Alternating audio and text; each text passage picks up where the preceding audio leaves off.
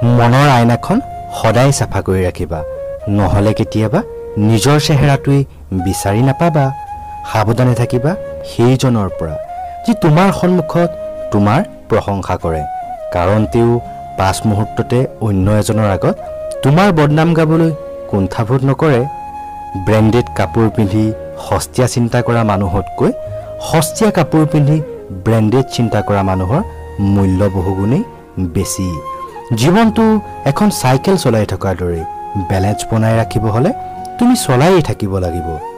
জীৱনটো তেওঁৰ বাবে সহজ যি বাস্তৱৰ লগত মুখামুখি হৈছে, কাৰণ বাস্তৱ যথেষ্ট কঠিন। সত্য আৰু ধৈৰ্যই মানুহক সাহস দিয়ে আৰু মিছাই মানুহক ধ্বংস কৰে। একমাত্ৰ সময়ে চিনাকি দিয়ে কোন কাৰ কিমান আপোন। যেতিয়া তুমি আনৰ ভাল চিন্তা কৰিবা, তেতিয়াহে আনেও তোমাৰ ভাল চিন্তা কৰিব।